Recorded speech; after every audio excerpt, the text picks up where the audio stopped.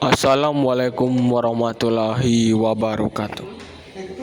Perkenalkan, saya Jason absen 17 dan David absen 9 serta Kenzo absen 13. Pada kesempatan kali ini kami akan membahas tentang syukut dan algoritma atau flowchart. Pertama, apa itu syukut?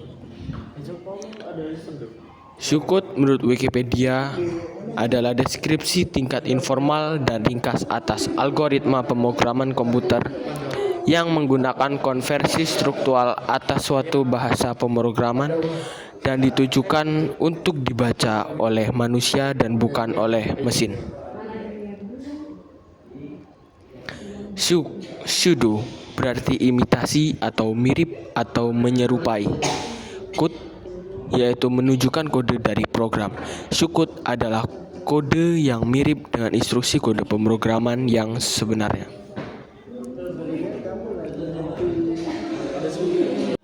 Tujuan syukut. Tujuan dari penggunaan syukut adalah untuk memudahkan manusia dalam memahami prinsip dari suatu algoritma. Syukut biasanya digunakan dalam merencanakan pengembangan suatu program komputer. Format penulisan syukut. Pertama, ada judul yang berisi judul dari algoritma tersebut dengan format program dalam kurung nama program. Lalu kedua, ada deskripsi berisi deklarasi variabel atau konstanta yang berformat nama variabel dalam kurung tipe underscore data. Yang ketiga, ada implementasi berisi inti daripada algoritma tersebut.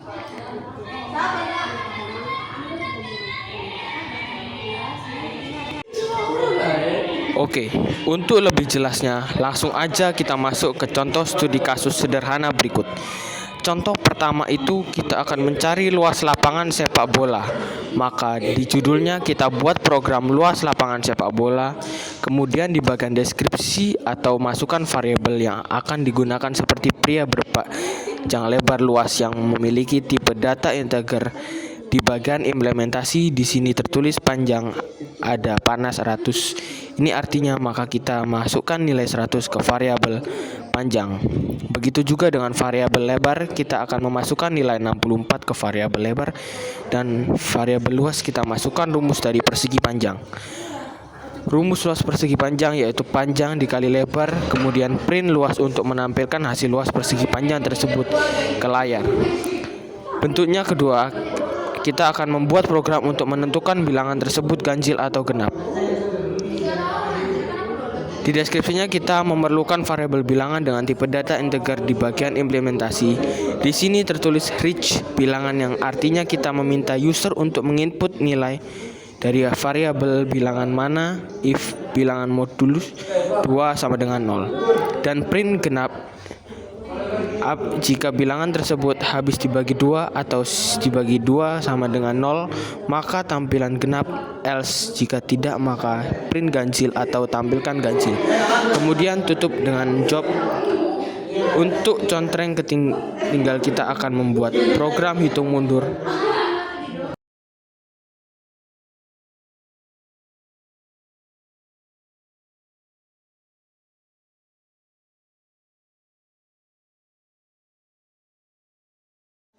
Lalu masuk ke contoh 3 yaitu dengan judul program hitung mundur.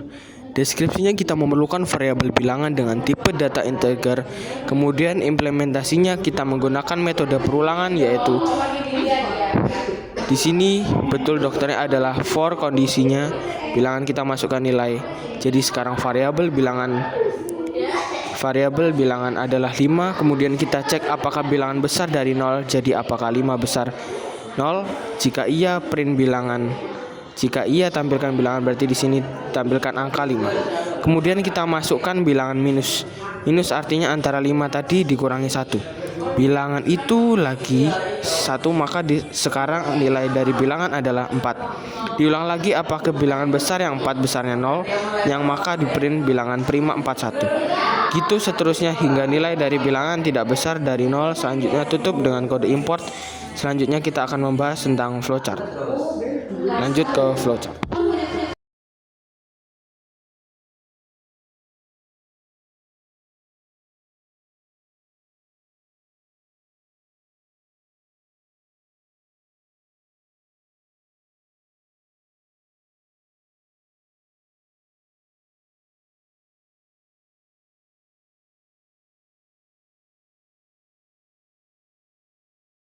Flowchart adalah suatu diagram yang digunakan untuk menjelaskan suatu algoritma. Flowchart terdiri dari simbol-simbol yang dihubungkan dengan sebuah tanda panah berarah. Flowchart adalah urutan dari logika suatu produser dalam pemecah suatu masalah yang dituliskan berupa simbol-simbol tertentu. Tujuan dari penggunaan flowchart adalah untuk menggambarkan suatu tahapan penyelesaian terhadap suatu masalah secara sederhana, terurai, rapi, dan jelas menggunakan simbol-simbol yang standar.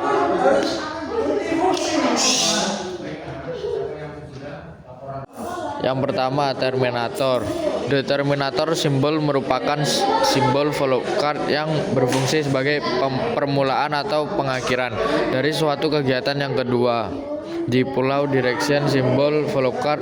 Direction simbol adalah simbol flowchart yang berfungsi untuk menghubungkan antara simbol satu dengan simbol yang lain atau menyatakan jalannya arus dalam suatu proses simbol. Arus ini sering disebut juga dengan connecting line. Yang ketiga, processing simbol. Processing simbol merupakan simbol flowchart yang berfungsi untuk menunjukkan pengelolaan yang dilakukan oleh komputer atau PC. Yang keempat, input output simbol. Input output simbol merupakan simbol flowchart yang berfungsi untuk menyatakan proses input dan output tanpa tergantung dengan jenis peralatannya. Yang kelima, decision simbol. Decision simbol merupakan simbol flowchart yang berfungsi untuk menyatakan proses berdasarkan kondisi yang ada. Tes punya kita akan melihat contoh dari flowchart. Yang pertama yaitu menghitung luas persegi panjang. Pertama, kita akan membuat simbol terminal yang diisi dengan start. Kemudian kita akan membuat simbol proses untuk menginput angka 100 pada variabel panjang high, dan kita juga membuat simbol proses untuk menginput angka 64 pada variabel lebar. Begitu juga dengan variabel was, kita mengira menggunakan simbol proses juga high. Selanjutnya kita akan menggunakan simbol input output untuk menampilkan hasil perhitungan luas yang sudah kita tadi. Dan terakhir kita akan menggunakan simbol terminal untuk finish atau untuk mengakhiri program selanjutnya.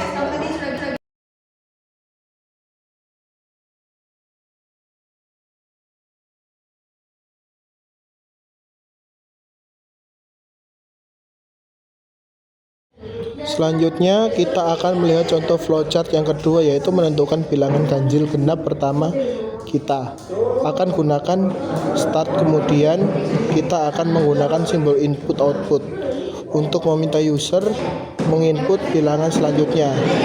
Kita akan menggunakan simbol decision untuk mengecek kondisi bilangan tersebut apabila dimodulus dengan 2 hasilnya 0 jika benar, maka akan menampilkan demak pada layar, dan jika salah maka akan menampilkan ganjil pada layar. Terakhir kita akan menggunakan simbol terminal kembali manisnya. Selanjutnya kita akan melihat contoh flowchart yang ketiga. Hal itu program itu mundur. Pertama akan kita mulai dengan start, lalu kita akan menggunakan variabel bilangan dengan nilai 5 pada simbol proses. Lalu kita akan mengecek kondisi bilangan tersebut dengan simbol decision. Apabila bilangan tersebut lebih dari 0, maka layar akan menampilkan bilangan, lalu high bilangan tersebut atau 5 angka tersebut akan dikurangi dengan 1, begitu seterusnya hingga bilangan tersebut tidak lebih besar daripada 0.